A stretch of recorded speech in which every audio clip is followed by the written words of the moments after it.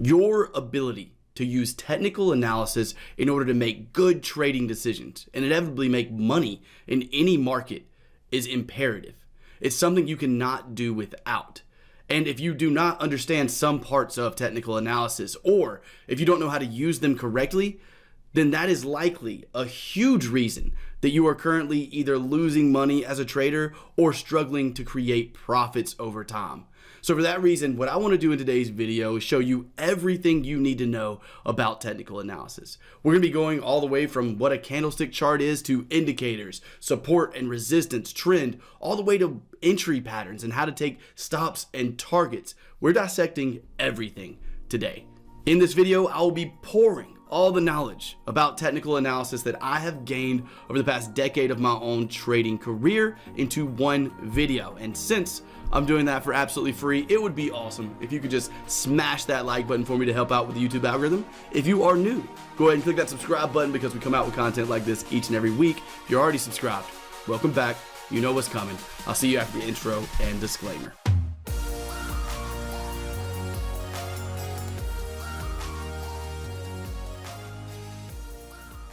So I'm going to say this really slowly so that anybody who is brand new will easily understand. Technical analysis is the study of historic price movements in order to make accurate decisions of what the market may do next. Technical analysis is how we make those accurate decisions of what price may do next. Every part of technical analysis is based around price. Think about a candlestick chart. That's just a visual representation of price itself. Trends are nothing more than higher highs and higher lows, or lower lows and lower highs in price. Structure, support, and resistance, even indicators, are based around price. They're just a formula added to historic price data in order to plot that indicator on your chart. So because of the fact that the foundation of all technical analysis is price, the very first thing we're going to study today is a candlestick chart. And I'm going to put a timestamp beside me of the 7 or 8 things we're going to be going over in today's video. That way you can skip ahead if you already know parts of technical analysis. With that said, let's go ahead and dive into candlestick charts. What you see on the screen in front of you is known as a candlestick chart. Right now, we are on a daily chart of the S&P 500. I'm going to go to a price chart of Bitcoin. Now we are on the daily chart of Bitcoin, and now let's go to a candlestick chart of the euro dollar. Now, what do you notice about all three of these? They all have candlestick charts. So the foundation of technical analysis, no matter what market you're trading in, whether that be Forex, stocks, crypto, the foundation of technical analysis in every market are these candlestick charts. But before we can understand this full candlestick chart, first you need to understand what a single candlestick represents. So let's do that now. Here are a couple of single candles. And what these candles represent is price movement throughout a certain period of time, depending on the time frame that you're on. I'm sure you've all heard of time frames, right? The daily chart, the 1 hour chart, the 5-minute chart. Depending on what time frame you're on, that's the amount of price movement these candles represent. So let's consider that we are on a 5-minute chart. That means that each of these candlesticks would represent 5 minutes of price movement. Now, before I get ahead of myself, candles have 2 parts. Candlesticks have a body, which you can see here, colored in green, and a wick, which are the lines above and below the body of the candle. A green candle represents a 5-minute period, since we're on a 5-minute chart, right? A 5-minute period where price went up or closed above where it opened. We're going over that in just a second. A red candle has a body as well, but the body of this candle is red because it represents a 5-minute period where price closed below or went lower during that 5 minutes. To make this really simple, let me go ahead and explain the open, high, low, and close. The open of a candle is where it opened during that 5-minute period. So let's say that the beginning of our candle is at 12 o'clock. What this candle would represent is the open of a candle at 12 o'clock. The low would be the lowest point price got to during a 5-minute period. The high would be the highest point price got to during a 5-minute period, and our close would happen at 12:05, and that would be the ending price during a 5-minute period. So that is a green candle.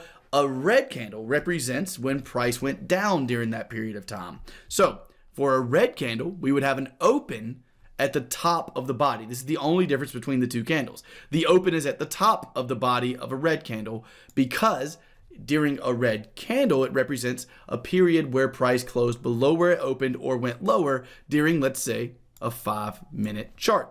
So the open is there. The highest point is the same. It's the top of the line or wick of the candle. That's the highest point price got to within 5 minutes. The low is the lowest wick on that candle. That's the lowest point price got to in 5 minutes. And the close is the closing price after 5 minutes of data on a 5-minute chart. Again, if we started this at 12 o'clock, then the closing price would be at 12:05. And this candle shows you all of price between, all of the action of price between 12 and 12:05 if you're on a 5-minute chart. If we're on any other time frame, everything is exactly the same except for the amount of time that passes. If you're on a 1-hour chart, then this would be the open at 12 o'clock and the close of this candle would be at 1 o'clock. Everything else stays the same. The low is the lowest point that candle got to during that hour. The highest point that candle got to during that hour. So at this point, you should know exactly what each and every candle represents, and we put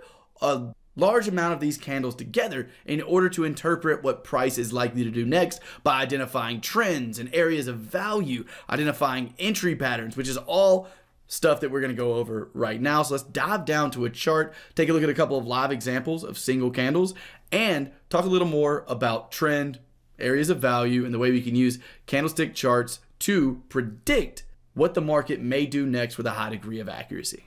Just as a quick look at candles on an actual chart, we are currently on the 1-day chart of the Euro New Zealand. So what do each of these candlesticks represent? They represent 24 hours of price movement, or 1 day of price movement. A green candle represents a day where price went higher, or a day where the price closed above where it opened, right? A red candle represents a day when price went lower, or a day where price closed below where it opened. This most recent green candle, what does it represent? It represents price opening right here at the beginning of the day.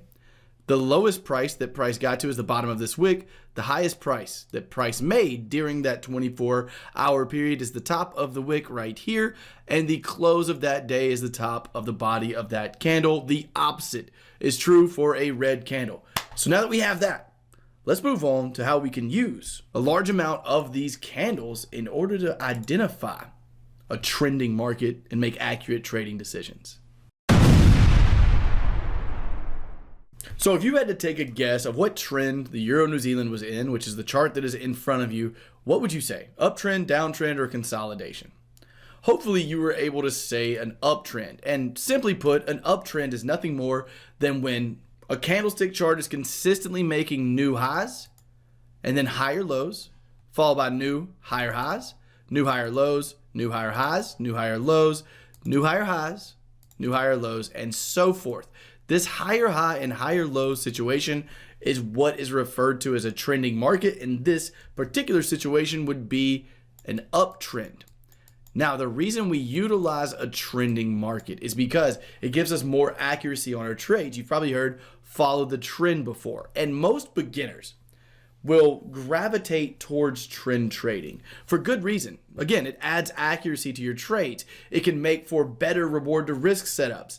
And all in all, it's much easier to ride a trend that's already there than to pick the very top or the very bottom of a market trying to trade reversals. So it's a good thing to trade with the trend. With this market being in an uptrend, what direction would you like to trade this market? To the upside, right? You'd want to be buying while the market is in an uptrend. But here's the problem with trend identification that I see all the time, and that is just not really understanding or having a set in stone, objective, defined way to identify trend. A lot of traders can easily identify this, right? That's an easy trend to see. But what if price is acting like price normally does and it looks more like this? We have our high to low, a new high, but then price does this and this and then finally goes up and then goes up again. At this point, doesn't it get a little bit harder to identify trend? So with that being the case, I want to give you an objective way to identify trend right now. What we have in a trending market are impulsive moves. That is the big moves that break into new highs. Right here is our impulsive move. I'll label those with an I. These are the impulsive moves. After an impulsive move, the market takes a breather. We call that our pullbacks. These are our pullbacks in price. This would be a pullback, followed by our next impulsive move that breaks a high right here, impulsive move, and again, pullback right here. So the objective way that we're going to be identifying trend is the lowest low of the pullback cannot be broken for us to stay in an uptrend. So once we have this move that breaks and closes above our previous high, we call that our what? Impulsive move. Once we have that impulsive move breaking into new higher highs, which is what we're looking for in an uptrend, this market is still considered in an uptrend until we break or close below the lowest low of the previous pullback. So when we get a break above this high right here, when this market breaks above this high with the new impulsive move making a new higher high, then this market is still considered to be in an uptrend until or unless the market breaks and closes below what? The lowest low of the pullback, which would be where I just put this line. This is the lowest low of that pullback. So as long as the market stays above that low, then we're still considered to be in an uptrend and we still want to look for buying opportunities. At this point right here, we have had what? Another impulsive move. This move is our impulsive move because it broke above the previous higher high. At this point, what level cannot be broken for us to continue this uptrend? We cannot see the low of our pullback broken. Where's the low? That's the lowest point price got to in this pullback. As long as the market stays above that level and continues making higher lows and higher highs, then we're still in an uptrend. What we do not want to see is the market come down and break below that previous low of the previous pullback. I know that might sound complicated. We'll do it on a real chart to help clear things up. Also, if it sounded complicated, just go back and rewatch this portion of the video. This is how I objectively identify whether the market is trending up or down. Is going to be the opposite. We'll look at a downtrend as well. But the reason we have to have this information is because we want to be trading alongside the trend of any given market. If this market's in an uptrend like this, do I need to be trying to sell and go short and go against the trend? No, because the likely scenario is that we're going to continue into this trend. We're going to continue breaking into new highs. And just to show you that, let's click play and see what happens. At this point right now, looking at the chart, what do you expect to happen? What do we have? We have our low, just as we were just drawing it out, to a high, a higher low, a higher high. Here's our higher low right here, our higher high, our higher low, our higher high, and our higher low. We have now done what? Created an impulsive move. What do we expect after the impulsive move? We expect a pullback, but what cannot happen? This pullback after our impulsive move cannot break and close below the low of our previous pullback. This is the low of our previous pullback. So if this market does this, then we're expecting what? A possible reversal. We're expecting this market to possibly head lower. But as long as we stay above this previous pullback, we're still considering this market in an uptrend, still looking for buying opportunities. Let's see what this market does. Boom, just like that, we break into new structure highs, continuing this uptrend here on the Euro New Zealand. So that's how I identify uptrends. Let's now switch the script, flip the coin if you will, and take a look at downtrends and how to identify those in order to make more accurate trading decisions. So if for a uptrend we are looking for higher lows and higher highs, what do you think we're looking for with a downtrend? It's the complete opposite, right? We're looking for a starting point here, then we're looking for lows, followed by a lower high, followed by a lower low, followed by a lower high, followed by a lower low, followed by a lower high, so on and so forth. And with this being the case, just like with the other example, I'll give you an example on the whiteboard here. If we're heading lower, it's really easy to identify this as a downtrend. This chart, extremely easy. What about when price does what price normally does and we get something like this? And then the market goes like this and gets higher and consolidates and then finally breaks below this low.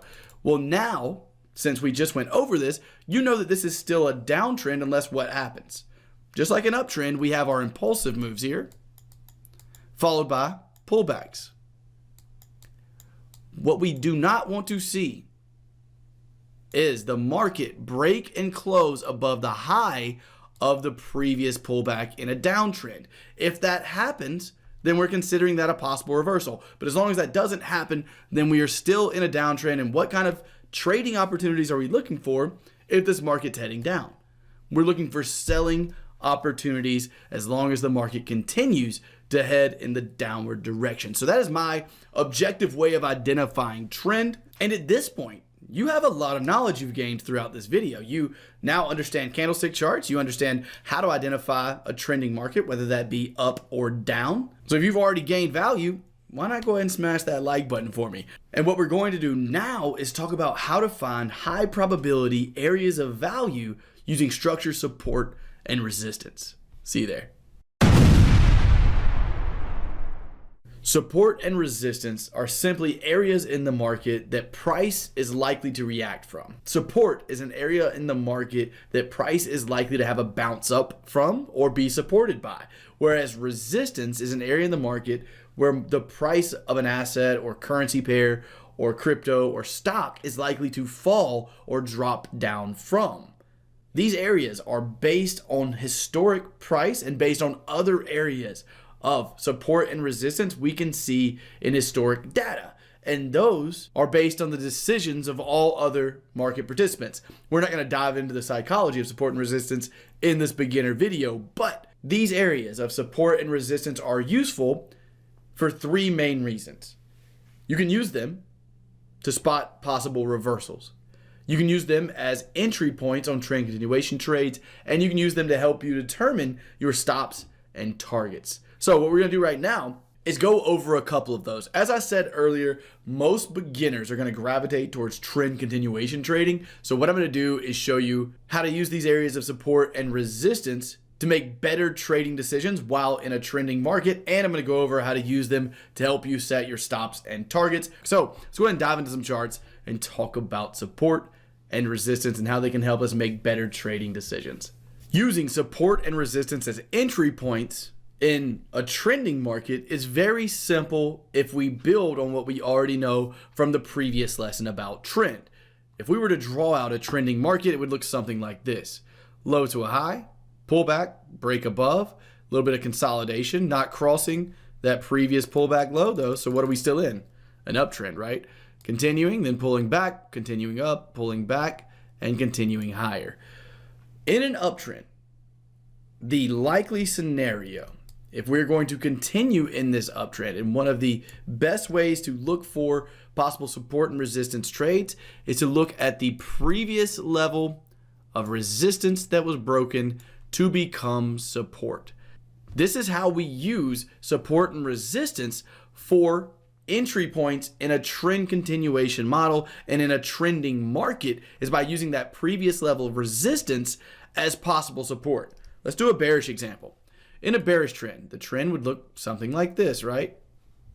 As we go further and further, what we're looking for in a bearish trend is for the market to get back up to that previous level of structure support that now we expect to become resistance. So this is called a break and retest strategy. And what we're looking for with this strategy, again, is the market to break below a previous level of support like we have right here, come back to that level, and provide a trading opportunity. We're going to talk about how we enter trades later on in the video. But what you need to know right now is using structure, support, and resistance for entry levels in a trend continuation model and in a trending market goes like that. And what we're going to do now is take a look at this on live chart data.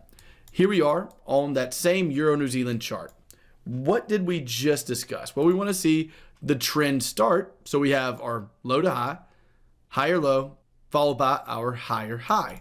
At this point, the reason this is our higher high is because this is where the market made a new high compared to its previous high and closed above the previous level of resistance. With that being the case, the previous level of resistance is likely to become support for a trend continuation market, for a trend continuation trade. If we continue looking here, we have a push up, a pullback, a push up to a new high. This pullback, where does this pullback come to? If I was to draw this box out right here at our previous level of structure, resistance, and make it a little easier to see for you, what do you notice? At this point, with this trend continuation in mind, the market made a new high with our impulsive move, comes down to our pullback. Where does our pullback come to? Our pullback comes right into the previous high that was broken. This is resistance turned into support, and this is how we use support and resistance to find entry points in trend continuation. Let's take a look at a bearish example of this now. Here we are on that same Euro-Aussie chart we looked at for the trending model we were discussing earlier in the video. In this case, we have our high, down to our low, up to our high. Once we break below this low right here, what are we looking for?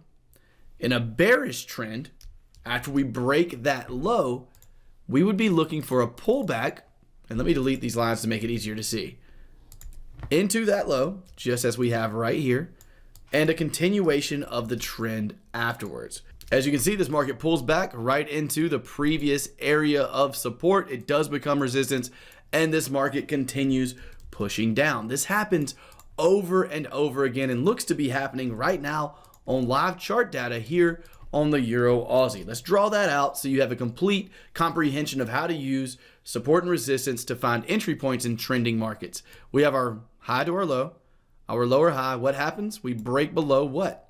Our previous low. If we put a box around that previous low, what has price now done?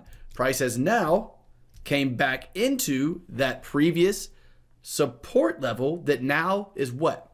It's a break and retest strategy. So if it was support, it's now going to be resistance. So at this point, once we get to that level, we can start looking for entry reasons. Again, we're going to talk about ways to enter the market in these types of situations a little bit later on in the video. But for now, it's just important for you to understand and comprehend that we're looking for breaks and retests of support and resistance levels in trending markets, whether we're trending up or down. That shouldn't have been too hard to comprehend, but if you had any trouble, rewind the video and watch that section again. Now let's talk about how to use these levels for possible targets. Let's go back to a bullish example. So for a bullish example of this, let's say that you got a entry in this area on a lower time frame. Let's say you dropped down and you saw like a double bottom or something in this area. If that's the case, then the way we could use support and resistance for possible targets is this level of support, this box that we drew. We definitely want our stop loss below that level. So with that being the case, we would make sure that our stop is below that level, keeping us safe. In terms of what we can expect out of targets, the way we use this to prepare to take those targets is if we're expecting trend continuation. And before I continue, do you see how everything's coming together? We learned about trend in the last section. If your pullback has not broken below the low of the previous pullback, then what's the likely scenario? That we break above these highs, right? Into new highs and continue in this uptrend. With that being the case, what if you said, well, the way I'm going to take targets on this trade is by looking at the previous high and taking my targets there, because the likely scenario is that this market continues higher. So then you would place your targets based on this resistance level right here. And that is how you use trend and structure in order to give yourself good reward to risk ratios and accurate trading opportunities. In this case, would have been about a 3.6 reward to risk ratio on this trade. My camera literally just died on me, but I have an extra camera, so no worries. Let's wrap it up with a recap. For a trending market to the upside, what we are looking for is a level of resistance to break. And then we're looking for the pullback after the break of that level of resistance to come back to that level of resistance. We're then looking for that level to become support in an uptrend and in a trending market. For a downtrend, we are looking for quite the opposite. We're looking for a level of support to break, and then the market to have a pullback that comes back to that level of support. We're looking for that level of support to become the likely area of resistance for the continuation of that downtrend. In terms of stops and targets, we're using these levels to make sure our stop loss is beyond that level of support that we point out or that level of resistance we point out. And we want to look left and make sure our targets are not close to a level of resistance for a buy trade, or not past a level of major resistance, because that level of major resistance may push the market down. We want to make sure we take targets or at least roll stops to break even before the market gets pushed down by that level of resistance. The opposite is true in a downtrend with a level of support. If you're selling, you want the market to go lower. You don't want to be beyond a level of support. So that wraps up the support and resistance lesson. Next up, we're going to talk all about indicators and how they can help you make better trading decisions. Let's do that right now. Before we get started, I need you to make your chart look exactly like this. Just joking, but trading indicators are formulas added to current and historic price and mathematical equations in order to plot lines and histograms on your chart. The purpose of trading indicators is to help simplify what price is doing. A candlestick chart itself can be very confusing at times. So trading indicators are meant to clean up some of that noise. They can also be used as an invaluable objective role in a trading strategy or in our trading in general to help us have consistency. So essentially, trading indicators can help to provide clarity on market conditions. They can even help us to identify trend, identify areas of value, help us find entry points, and even help us determine where we want to place our stops and targets. Now, there are thousands of trading indicators out there, and feel free to go test and study all of them to find the ones that fit your trading style best. But in this lesson, what I'm going to do is share with you my top 3 that I use every single day in my trading as indicators to help me make better trading decisions. So let's jump into that right now. The most useful indicator that I have ever found, and with no exaggeration, an indicator that I use every single time I place a trade, is the ATR indicator. ATR stands for average true range, and what this indicator does is gives you the average movement of price out of the last 14 candles. The way it works is it adds up the price movement in total, the total amount of pips each candle moved out of the last 14 candles, and then it divides that number by 14 to give you the total average movement of price in the last 14 candles. Hopefully you can already see why that is so valuable. But if not, let's talk about how we use this indicator. But before we do that, let's talk about how to find it. On TradingView, it's super easy. You go up here to your indicator tab, click indicators, and you type in ATR. It is the first one that is called built-ins. Any trading platform should have an ATR indicator. If it doesn't, you probably shouldn't be trading with it. But the way we use this indicator is to stay in line with the volatility of a market, currency pair, or time frame. For example, there's been so many times that I see a trader or hear from traders and they say, Steven, I don't know what I'm doing wrong. I keep losing trades, and I got a good reward to risk ratio, but I'm losing so much that I'm still losing money in my account. And they'll send me emails of their trades, and they're risking 10 pips to make 20 pips, but they're doing that on every currency pair and every time frame. Now, this may work on a 5-minute chart, maybe, right? On a 15-minute chart, possibly, that creates a profit depending on the strategy. But if you're on a daily chart risking 10 pips, when the average, if you look up top here, whenever I go away from my drawing tool, the average movement on a daily chart is 190 pips. You think that 10 pip stop loss is going to get hit? Yeah, 90% of the time.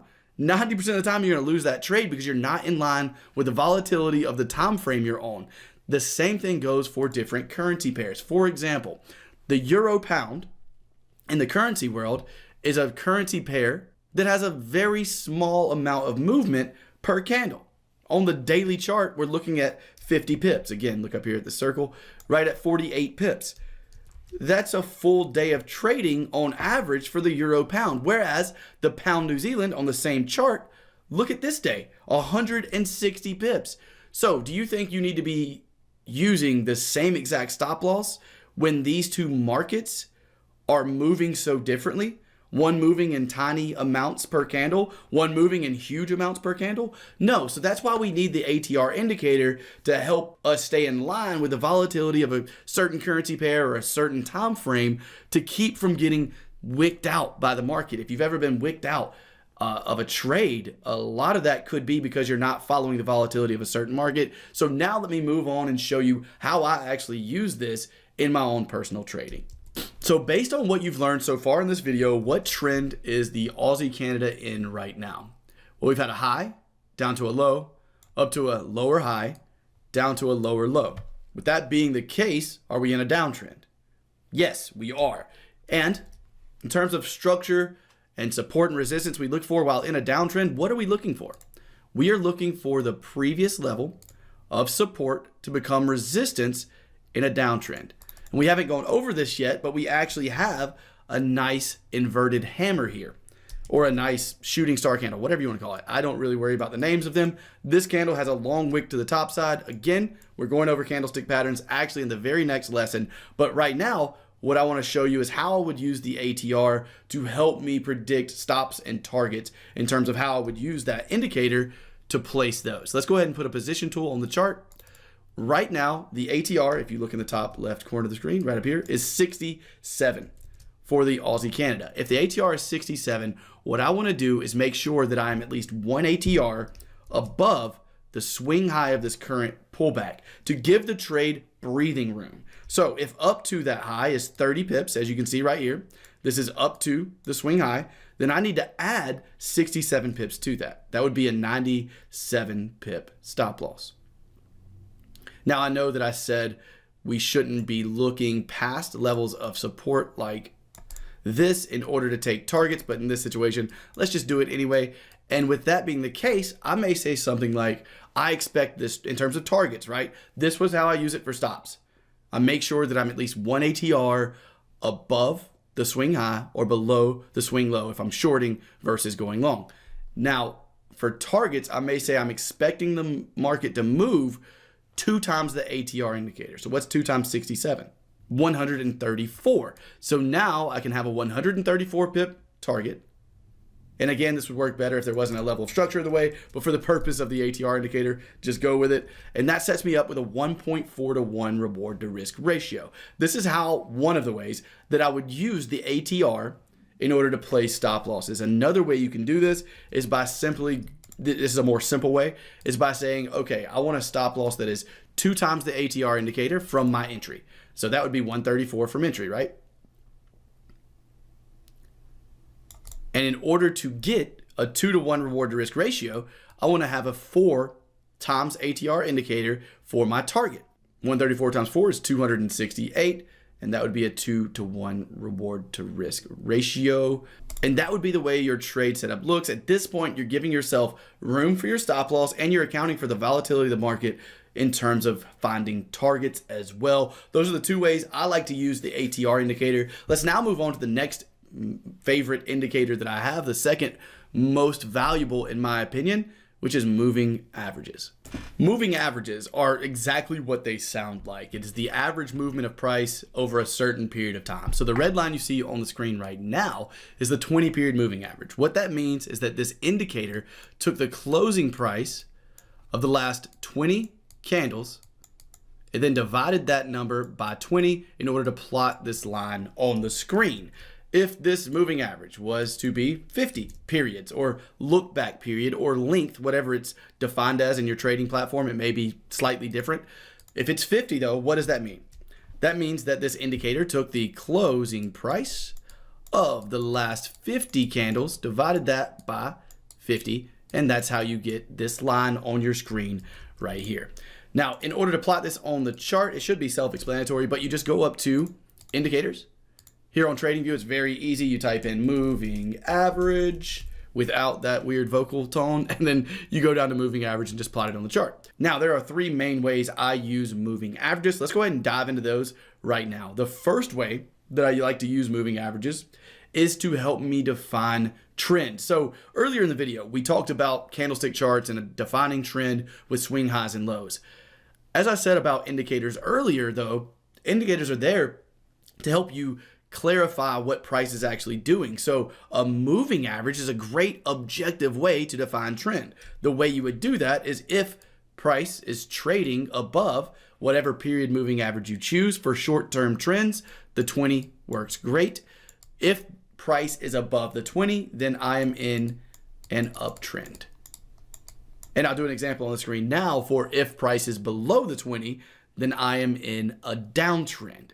And that's the way we would use a moving average, a single moving average, to help us define trend. And the way we would trade based around that is we only look for buy trades while price is moving and creating new highs and lows above the 20 period moving average for this short-term trend and highly volatile trend. If it's staying above the 20 moving average, it's in a really high volatility trend. Great time to trade breakouts, which we're going to discuss later on in the video. But the next way I like to use moving averages is as an area of value. As you can see on the chart here, yes, this is cherry picked and it will not work every single time. I'm not saying buy every time the market hits the 20 period moving average. Trust me, I've done that and it sucks. It does not work. That's why, let me just break off for a second here. That's the reason that we have to have a combination of all of these technical factors in order to create a profitable edge over the market and a profitable system. We can't just use one. But let's get back to the video. This can add confluence to a trade when you're using this area of value with combinations like the previous level of resistance that was broken and candlestick patterns, right? But as I digress, the 20 period moving average can act as a great area of value in short-term trends. As you can see on the chart here, when the market pulls back to that moving average, we get a pop out of it. Pulls back, gets a pop out of it. Pulls back, gets a pop out of it. Now, in terms of using moving averages for identifying areas of value, there are only three I would use, and that is the 20 period moving average we have right here, the 50 period moving average that we have right here, as you can see, support, provided area of value out of the market, and I bet this is going to land somewhere near the 200, or this may. Let's try it. And the 200 period moving average. So those are the only three I would use. Damn, I was close. Those are the only three I would use as areas of value. As you can see, the 200 also provides resistance and support as well. The reason those three work the best is because those are the top three moving averages used by traders around the world. So you might as well align with them. If there's going to be a bunch of traders taking longs off the 200 period moving average, that's going to push the price up, right? So that's how I like to use moving averages as areas of value. Again, not by themselves. I don't just buy because the market hits a moving average. I got to combine that with things like structure, support, and resistance, and candlestick patterns, and other technical factors, trend, and other indicators in order to create that profitable edge. The third way to use a moving average in your trading, or the third most useful way that I personally have found, is to use a moving average as a trailing stop. The way that would work is maybe you decided you want to place a reversal trade after you saw something like this. The market broke above a previous resistance, right? Our trend continuation trade that we've talked about. We got our higher high, higher low, higher high. Now we're pulling back into that resistance. Let's say you place a trade there. So your entry would be right here. Boom, you enter the market. And at this point, you have a stop loss, 1 ATR, right, below the lows. So let's say here's your stop. I'm going to color that red. What you would do with the third way is use the moving average as a trailing stop. So if you were just going for a regular 2-to-1, you'd probably be out of your trade right up here. And that's great. You know, you got your 2-to-1 reward to risk. Awesome. But if you would have used the 20 period moving average as a trailing stop, you could have got a little bit more out of this trade, taking profits up here closer to a 3 or 4-to-1 reward to risk ratio. So in a trending market, using a moving average as a trailing stop can be highly beneficial to capture more of that trend and essentially capture more targets out of that particular trade. So those by far are my favorite two indicators. The other indicator that we are going to go over, although I barely use it, is the RSI indicator, because I do think there's a place for it when trying to trade reversals, only when combined with other factors like structure, higher time frame, trend, all of things that we're going to go over later in the video, but we are going to discuss the RSI indicator right now. The RSI indicator is considered by most traders as a reversal indicator when in fact it's actually a momentum indicator. It tells you when price has been moving in a certain direction for a long period of time. This is why we don't just sell when the market goes overbought and buy when the market goes oversold. Let me digress one more time. With the RSI indicator, most traders think that when the market price is above 70, that means it's time to sell in order to look for that possible reversal. And when the price is below 30 on the RSI, that means it's time to buy for a big reversal to the upside. While this may work out sometimes without combining this with other technical factors, it is a losing strategy. Other technical factors including major levels of structure, trend on higher time frames, things of that nature. But as I said, there is a place for the RSI indicator. I'm going to go over this very briefly because I know how long this video is going to be already. The place I see the RSI indicator is if we're at a previous level of major structure resistance when this market goes into an overbought scenario, and if we have something called RSI divergence where price is making higher highs and the RSI is making lower highs, then we get a candlestick pattern like an engulfing pattern. That is an area where I believe the RSI is extremely useful. Outside of using this indicator as a confluence with multiple other technical factors, I don't see it being as useful as things like the ATR indicator and the moving average indicator, but I did want to throw this on the screen here and throw it in with this video because I think it can be useful when used properly, when used with divergence and higher time frame structure levels and trend. But with that said, that is going to do it for indicators. Next up, we're moving on to how we actually enter the market. We're talking candlestick patterns, chart patterns, breakout patterns, the real nitty gritty. I'll see you guys there. Candlestick patterns are candlesticks that form in a very specific way in order to help us determine what price is likely to do next. You may have heard of some of these before. Candlestick patterns like the engulfing pattern are very popular. Hammer and shooting star candles are extremely popular, and there are tons of candlestick patterns out there. Feel free to go study all of them, but it's unnecessary because what I'm going to do right now is give you my favorite 3 candlestick patterns that I use in my own personal trading. But before we do that, let's talk about how we use these candlestick patterns. Candlestick patterns can be used to help us spot reversals. They can be used to help provide clarity on market sentiment, and they can be used for entry reasons and trend continuation and reversal trades. That's what I normally use them for. And now let me show you the 3 candlesticks that I use most often. The first one is called the 382 candle or 38.2% candle, and you're going to understand why in a second. You may be looking at these going, man, Steven, that looks like a hammer or a tweezer top, and that looks a lot like a shooting star. Why are you calling it a 38.2% candle? Because the name of the candlestick pattern does not matter. Let me explain. The reason I call this a 38.2% candle is because of the rule that I have for this pattern, and what it shows us is that price or buyers, the market itself, meaning all of their participants, have pushed this market all the way down to the bottom of this wick. Remember when we talked about candlestick charts at the very beginning of the video, price moved all the way down to here. But what happened after price moved down there? Buyers came in and took control, pushing us all the way back up near the highs. This is a huge bullish sign for me and a reason to expect bullish pressure afterwards in any particular market. The reason it's called a 38.2% candle is because in order to objectively identify these candles, the only thing I do to make this extremely simple, and let me talk about the reason I do this first. If you ask people what a hammer candlestick is, or you show them a chart, I'll put a chart on the screen, and ask, is this a hammer? Or is this a hammer candlestick? You may get 2 different answers. What I'm trying to say is that candlestick patterns, unless you have rules for them, are subjective. And in order to have consistency in our trading, we have to be objective. So an objective rule I have for the 38.2% candle is that I pull a Fibonacci retracement from the swing low of the candle itself to the high of the candle itself. As long as the entire body of that candle is above the 38.2% retracement, then I count this as a valid 38.2% candle, and I count this as a candle that's showing me buying pressure. You guessed it, it's the exact opposite for a bearish version of this pattern, a bearish version of the 38.2% candle. What do you think I'm going to do to identify this pattern in an objective way?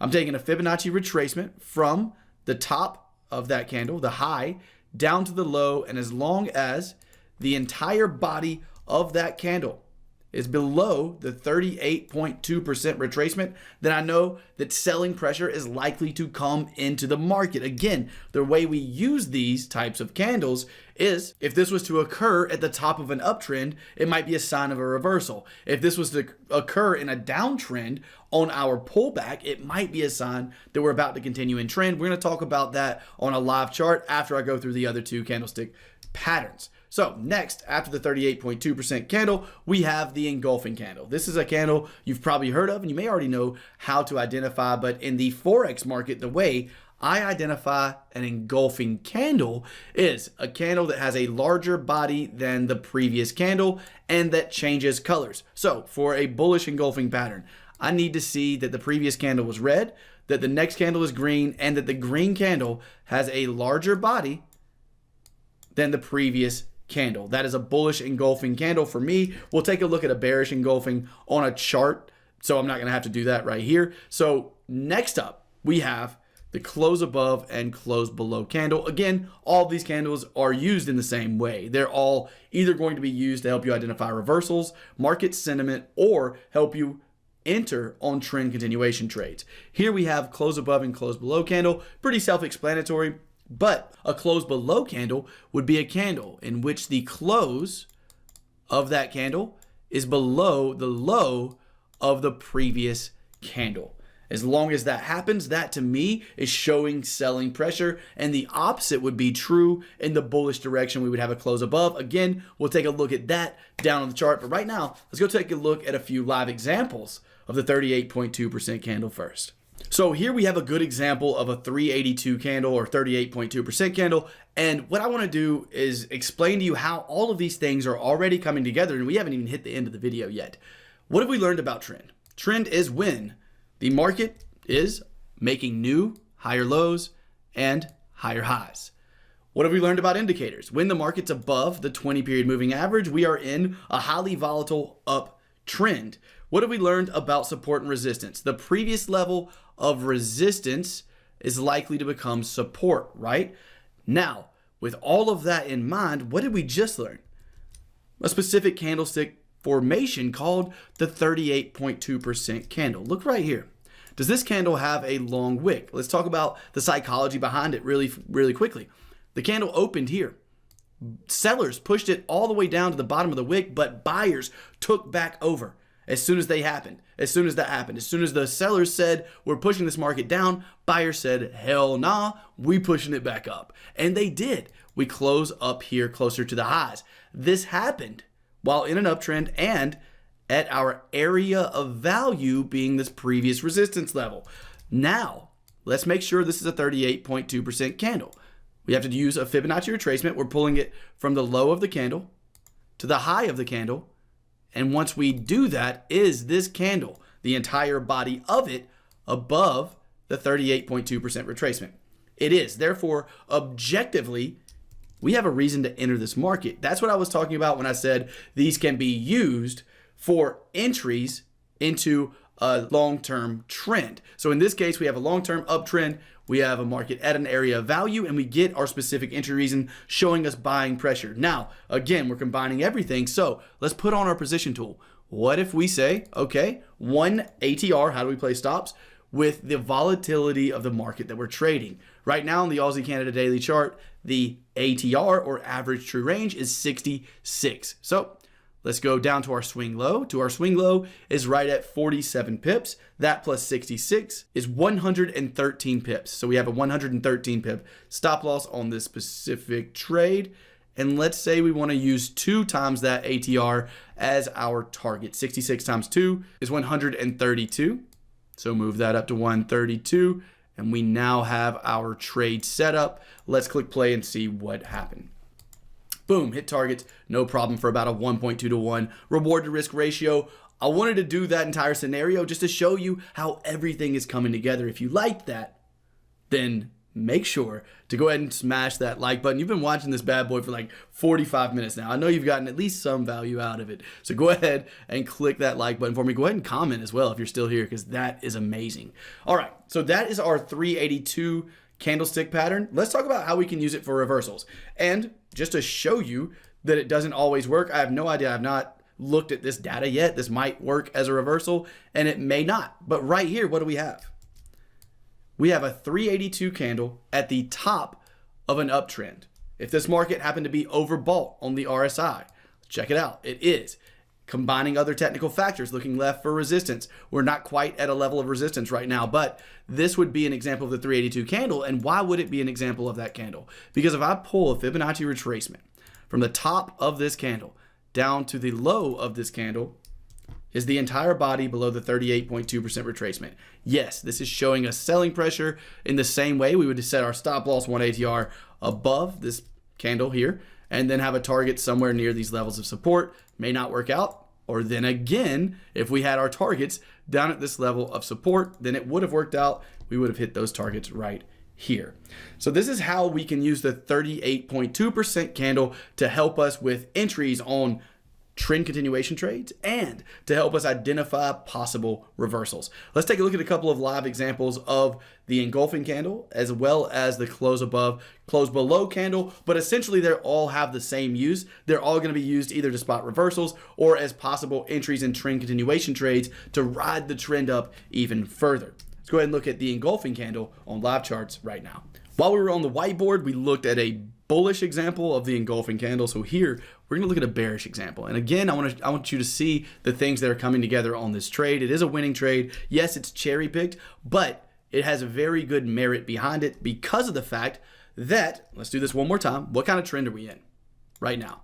Well, according to the 20 period moving average, we're definitely in a downtrend.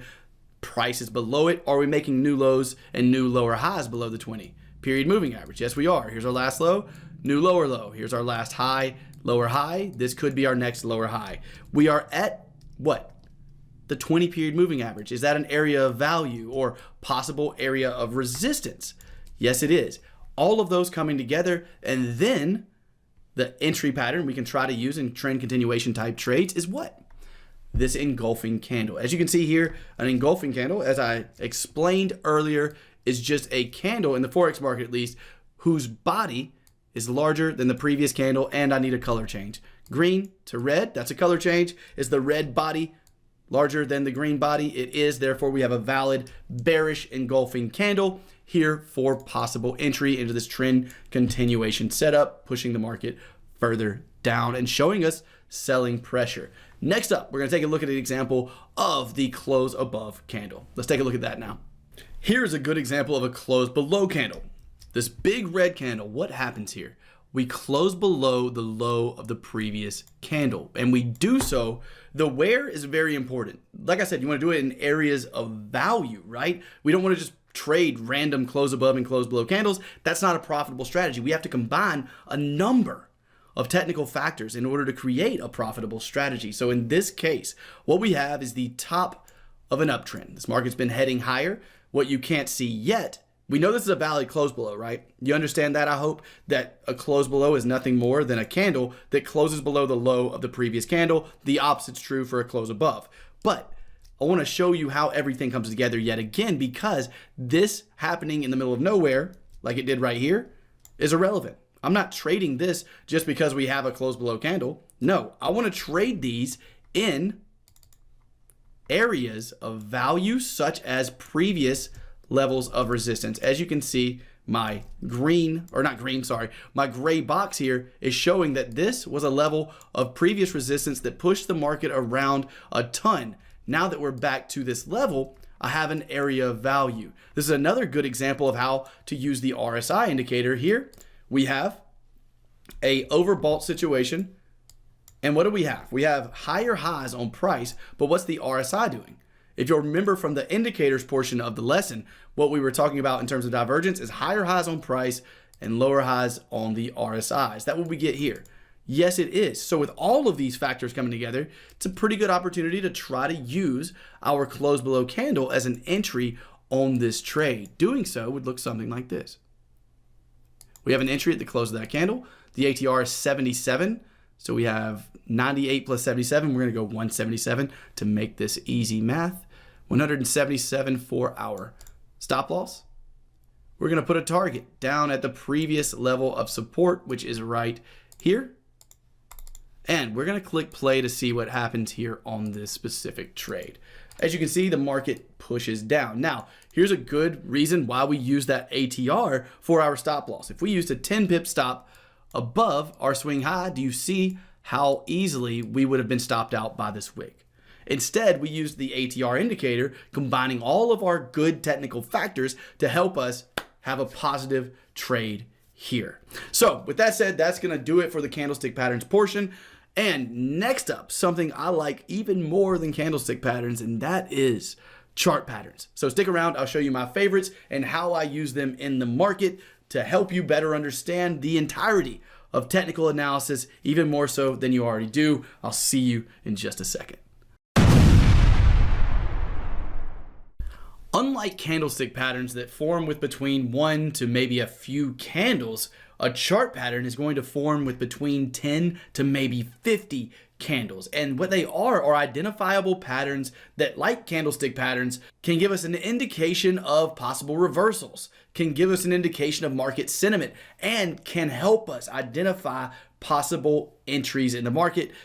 Chart patterns are by far my favorite way to enter trades. And luckily, even though there are hundreds of chart patterns, and feel free to go study as many of them as you would like to find the ones that fit your trading style best, I personally use one type of chart pattern more often than any others, and for the most part only utilize this one chart pattern in my own trading, and they are double bottoms and double tops. I said they're one, I know that's two, but they're essentially the same thing, just flipped upside down. So before we go through the way I utilize double bottoms and double tops in my trading, we need objective rules for this. The same way we had objective rules for candlestick patterns, we have to have objective rules for chart patterns as well. So these double tops and double bottoms are going to have objective rules, and that's what we're going to discuss right now, is the objective rules for these patterns. For a double bottom, that's what we're looking at right now here on the euro yen.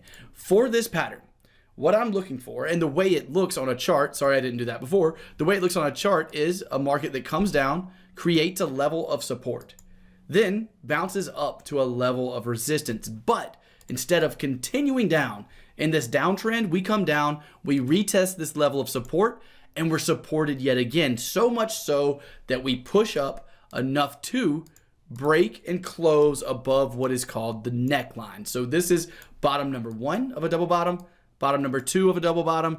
This is referred to as the neckline, and that is the initial pullback from the first bottom that we need to break in order to classify this as an actual double bottom. So a way that most traders enter this is either by entering exactly as the market breaks that neckline, or one of my favorite ways to enter, and the way we're going to talk about and discuss entering today, is waiting for the market to break and close above that neckline and then getting a pullback into that neckline. The reason I trade double bottoms like this is because I can get smaller stops, therefore having a larger reward to risk ratio on these types of trades. So that is how we spot double bottoms. Let's go over how we spot double tops first, and then I'm going to talk about how I actually use these patterns to consistently make badass trades in my own trading. Let's check out a double top though. So a double top is going to be when the market pushes up to a level of resistance, then pushes down in our initial pullback, but instead of continuing this uptrend, we now test that level of resistance once more and find resistance yet again. The market then breaks through the neckline. So on a double top, we have top number one right here, we have top number two right here, And the support level that was created after top number 1 is known as our neckline. We need that neckline to break to validate that this is actually a double top. And the way I said we were going to be trading these today is by waiting on a pullback after that validation, after that break. We want to see a pullback into our level of support, and that's where we're going to be placing possible trades and looking for the continuation down. Now, before we get into how I use it, I know I said we were going to right after this, I want to talk about those objective rules. So the objective rules I have for a double bottom, let's actually start there, is I need to see the first bottom and the pullback. At the point that I see this first bottom and a pullback, what I do is place a box. My box is going to be, let me make this way more easy. Hold on. Here we go. Okay, so at this point, it doesn't look like a double bottom, right? But I need an objective rule for how I'm going to enter a double bottom. So what I do at this point, whenever I see a bounce like this, is I place a box from the lowest bodies of this first low to the lowest low of this first low. That is what I call my termination point. What I want to see is the market retest this point. A candle can close inside of this area. A wick can go past this area. We could see nothing but the wick of a candle touch this area. All of that I would consider a valid double bottom. What I would not consider a valid double bottom is if we get a candle, but the wick doesn't touch my area. Or if we get a pullback and we see a candle that closes all the way below my zone, those two situations are no longer a valid double bottom for me. So those are my objective rules for a double bottom. We'll click play here and see what the market does. As you can see, we've now entered into my termination zone. We have not closed below it. Therefore, we have a valid double bottom so far. Still, is this valid? Yes. No candles closed below my zone. Therefore, I'm still considering this a valid double bottom. The next thing I need to see is a break of this neckline. Once I see that, like we do right there, I'm then waiting for this market to pull back to that neckline to place my possible entry. Once we do that and pull back to the neckline, I want to see buying pressure. For me, buying pressure is nothing more than a green candle. Once I see buying pressure, I'm just explaining to you exactly how I trade these double bottoms, or exactly how a lot of people trade them. I trade them slightly differently, but for the purpose of this video, this is what we're going to talk about. So I would place an entry there. We have a 17 pip ATR right now. So 17 plus 30 is 47. 47 pips. And I want to target my next level of resistance, which is right up here in this area. So at this point, we have our trade set up. We've had buying pressure after a double bottom has been confirmed by the breakout and a pullback to the neckline plus buying pressure. Okay, cool. We're in the trade. Let's see what happens. Eventually pushing up, down, up, down. This is the reality of trading, guys. You will be tortured emotionally during situations like this, but it's just what happens sometimes while we're trading. And there we go, finally hitting targets. You have to have emotional fortitude. That's something, unfortunately, we're not going to have time to discuss in this video because it is going to be well over an hour long. I already know that. But that is how I would trade the double bottom. The double top would be the exact opposite of that. We'll go over that really quickly. You should have a pretty good idea by now. But here on the double top, the only difference is I am putting a box. Let's actually, does it sound like I'm saying pudding? It does to me. Let's put a box right there. So now what I'm waiting for a double top is the market to push up into an area of resistance and have a pullback. Once I have that pullback, I'm placing a box from the highest bodies of the first top to the highest wick of the first top. This is what I call my termination zone. I want to see a candle that at least touches that zone. But what I cannot see is a candle that closes above this zone. A candle can close inside of the zone. A wick can go past the zone. The only thing I cannot see is either a candle not touching it at all or a candle closing above it. So with that said, click play. You already know what this turns out like. Yes, we have a valid double top, and yes, we broke the neckline. The way I would trade this is by waiting on selling pressure at the neckline as the market pulls back up. Clicking play yet again. Selling pressure would be this red candle. Stop loss at that point would only need to go above our swing high, and then we could target whatever we needed to pushing lower. And that, my friends, is how I use the double top and double bottom strategy. So now you have the rules-based approach I take to spot these patterns. The way I enter them is with buying pressure at the neckline after the break. The other thing you need to know about these patterns is they work best whenever you're aligning yourself with higher time frame trends. So let's say you're trading these patterns on an hourly chart. If you're trading a double bottom on the hourly chart, and what I mean by that is you actually see the double bottom itself on an hourly chart, you want to make sure that the daily chart is in an uptrend. So that way you are aligned with the daily chart uptrend while trading a double bottom on a 1 hour chart. The opposite is true for a downtrend and a double top. If you're trading a double top on, let's say, the 1 hour chart, you want to make sure that you are aligned with the daily chart trend. You want to make sure the daily chart is actually in a downtrend while you're trading that double top on a lower time frame. This is going to add an amazing amount of accuracy to your double top and double bottom trades. It'll also add accuracy to any other chart patterns that you decide you want to add to your trading arsenal. So that's going to do it for the chart patterns portion of this lesson. Next up, we got breakout patterns. So we're going to go ahead, take a look at some breakout patterns and how I like to use them in my own trading to make the best trading decisions possible. I'll see you there. Breakout patterns are when the market goes from a low period of volatility to a much higher period of volatility. We see that a lot on uptrends and downtrends. What we see is impulsive moves. So the market makes a large move to the upside, and then we see a small period of consolidation before the next large move to the upside. We call these flag patterns. We're going to talk about those in just a second.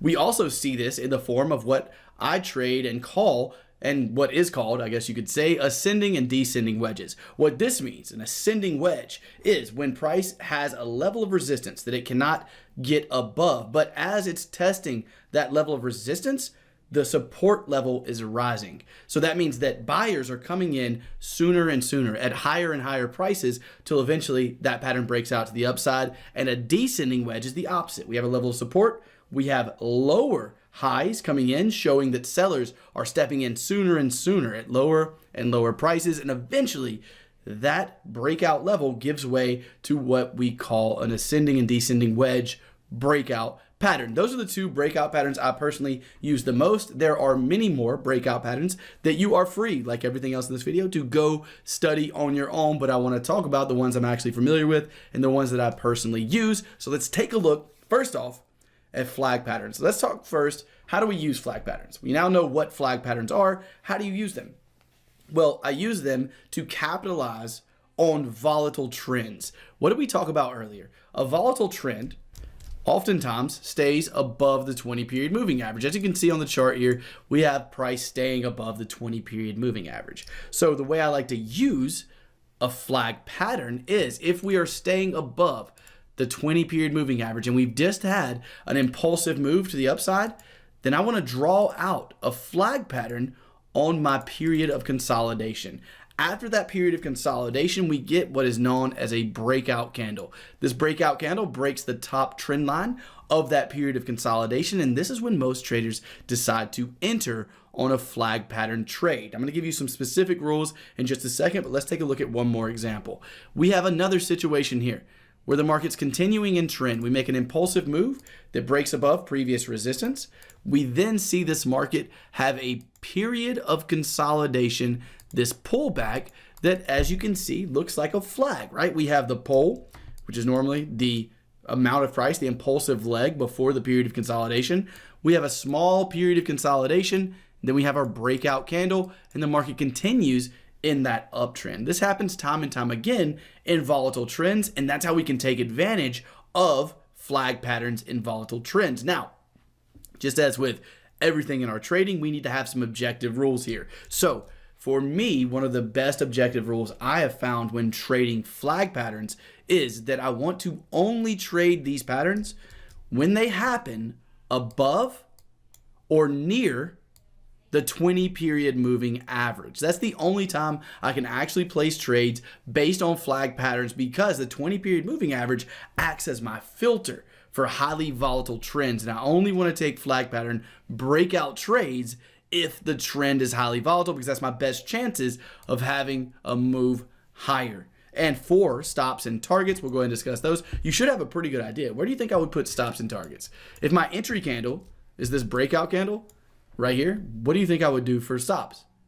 I would have my stop loss below the previous low by what? 1 ATR, as we discussed earlier. So let's go ahead and set this trade up. It would look something like this, and a target up here at the previous level of resistance right here. So at this point, you know exactly how I trade bullish flags. This video has gotten well over an hour long, so I'm not going to do an example of a bearish version of this. Just flip it upside down. It's literally the same exact thing in the opposite direction. In terms of a bearish flag pattern, we'd be waiting on the market to head down with an impulsive move, head down with an impulsive move. We would be trading this small period of consolidation on a breakout of that period of consolidation to the downside. We'd be selling or going short. So that is, again, how I trade flag patterns. Let's take a look now at another breakout pattern that I really enjoy using, which is the ascending and descending wedge. Here's an ascending wedge, and unlike flag patterns that take just a few candles to set up, these types of patterns normally take anywhere between 20 and 50, maybe even 100 candles to actually set up. They're larger patterns. But essentially what we're looking for with a wedge pattern is a level of resistance that the market is having trouble getting past. But at the same time we're having trouble getting past this level of resistance, we want to see sellers stepping in at higher prices. What this is showing us is that, excuse me, I said sellers, I meant buyers. We want to see buyers stepping in at higher prices. What this is showing us is that buyers are more and more interested in this currency pair, stock, crypto, whatever it may be. They're more interested in higher prices. And as we continue to make these higher lows, the not inevitable but likely scenario is that eventually we bust through this level of resistance because sellers eventually give up trying to push the market down from this level of resistance. As their pushes down get smaller and smaller and we get higher and higher lows, they eventually give up. And when they do, it looks something like this. We get a breakout of that level. Now, one of my favorite ways to trade this is on the pullback, almost like the double top and double bottom we were looking at earlier, but a lot of traders trade on the breakout candle that we can see right here. The way I like to trade them is after this breakout, I like to wait for a pullback back into my zone of resistance. When I get that pullback, I look for buying pressure. What do I define as buying pressure? A green candle. So once I pull back to that zone and get a green candle, that is when I personally will enter the trade. So now we have a pullback into the zone, waiting for a green candle, boom. Personally, I would be entering into the trade here. We'll go ahead and do the trade setup. We've had all of our rules met for an ascending wedge. We have a level of resistance that has acted as resistance multiple times.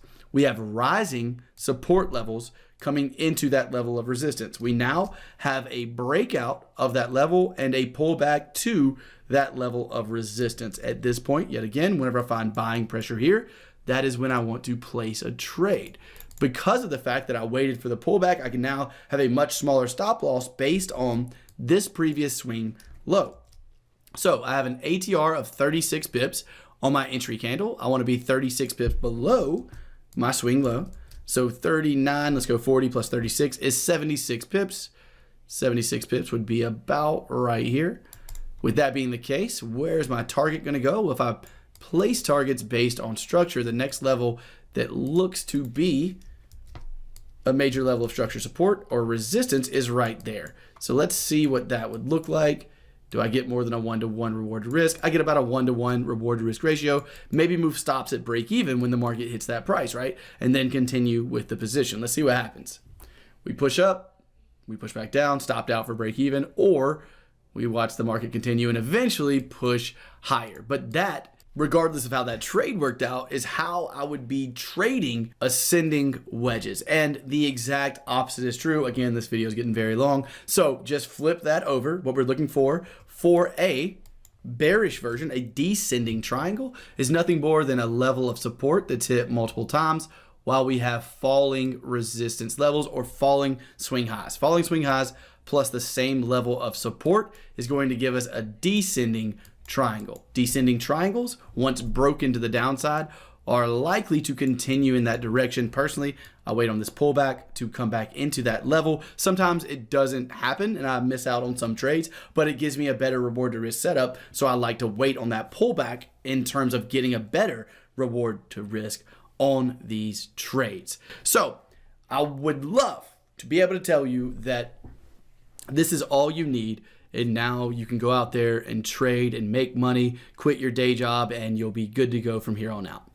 Unfortunately, that is not the case. Unfortunately, just understanding technical analysis isn't enough. Although in this video, I did share everything you need to know about technical analysis, I did not and was not able to, in one video, share everything you need in order to be a consistently profitable trader. But luckily, we do have some space available in our mentorship program. So if you would like to learn the exact combination of technical factors I use that I call a strategy, the exact strategies that I use every single day in the market, if you would like mentorship from me personally with any questions you have about the course that we have, that we offer, or about Forex in general, if you would like to receive a video every single week of the trade setups that I'm looking to take throughout that week, along with much more, including an entire course that goes over the other two huge aspects of trading outside of technical analysis, which are trading psychology and risk management. If you want access to all of that and you want to speed up your journey to becoming a consistently profitable trader, then there's a link below to a very discounted price on the EAP training program. We're actually running the Black Friday sale again, and the reason is because, well, mostly I'm just too lazy to create a new sales page, and I want to give you a discount for watching this entire over an hour long video. So if you're interested in that, you can get everything that I've ever made in terms of paid content for $697, or for like 3 payments of $297. If you can't afford the whole $697, we do have a payment option. You can learn all about the program, what it includes, and how you can get access to it by clicking the link in the description labeled EAP training program. If not, that is totally fine too. You now have everything you need to know about technical analysis. Combine some of these technical factors to create your own strategy. Take that strategy, back test it, create risk management plan around it, and work on your trading psychology, demo trade for a while so that you get confident and consistent. Probably need to look up some videos on this. If I was you, I would literally go on YouTube, look up risk management. If you only know technical analysis now and you're a complete beginner, go on YouTube, look up risk management, look up trading psychology, try to implement those into everything that you've already learned, then create a strategy out of everything you've already learned by combining a bunch of these technical factors, and try demo trading that for a while to see if you can actually create a profitable 3 months with a rules-based strategy. If you can, hats off to you. You're doing better than 95% of traders. And then you can choose when you would like to take your trading live. As I said, we do have the EAP training program at a major discount right now. Check that out if you want some more advanced training and some more help with your trading personally from me. If not, totally fine too. Make sure you click that like button. Make sure you're subscribed. I am so tired right now because I've been doing this video for like 8.5 hours that I am out. And I'll see you guys in the next video. Talk soon.